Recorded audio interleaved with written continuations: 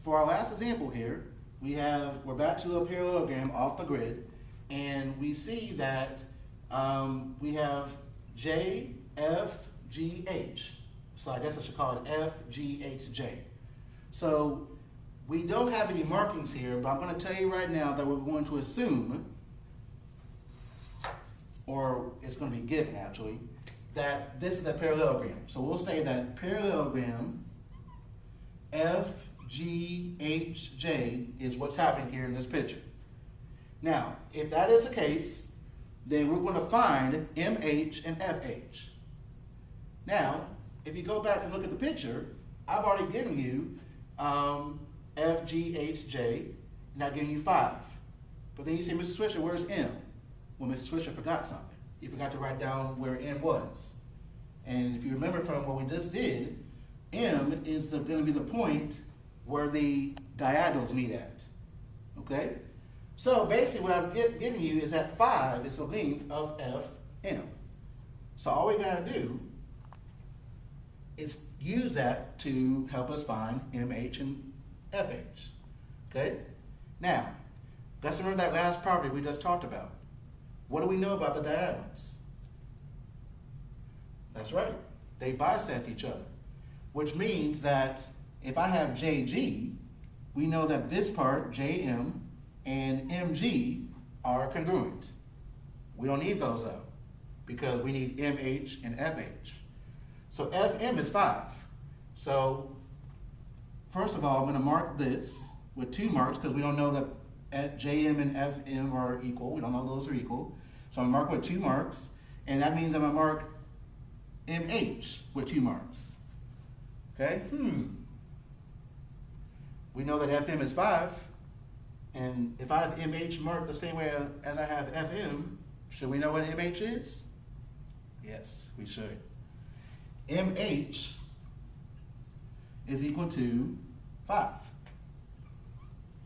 because we know that that when the diagonals bisected, we know that these parts are indeed equal. Okay? So what I'm going to do is I'm going to put a 5 right here. That's going to help us because all we got to do now is find what FH is. Well, where is FH? Yeah, F is here, H is there. We just need to find the length of that. Well, we already know that this is 5. We already know that this is 5. So all we got to do is take 5 and add it to 5.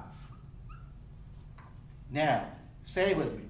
5 plus 5 is 10.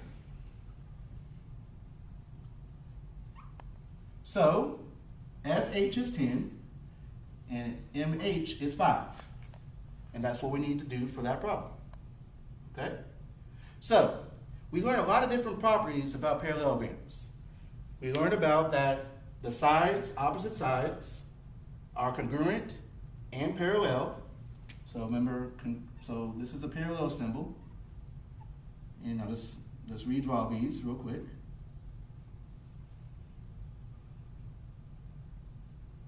Okay. And we know that they're also congruent. So I'm going to mark that 3 times and mark this 4 times. Don't get to use 4 marks very often. Okay. So we know that in a parallelogram, opposite sides are congruent and parallel. We also know that the angles that are opposite each other, like J and G, are also congruent. F and H are congruent. Okay? We also know that the angles that are consecutive, like angle J and angle H, are supplementary. They add to 180 degrees. F and G are supplementary. G and H are supplementary. F and J are supplementary. All those angles are supplementary to each other. Those pairs of angles are supplementary. And then finally, we learned that the diagonals meet at a point, and when they meet at the point, they also bisect each other. So that's why you have this part, JM, like in this case, JM and MG are congruent. FM and MH are congruent. Those are the properties that we've learned from using parallelograms. It's amazing what one shape can do.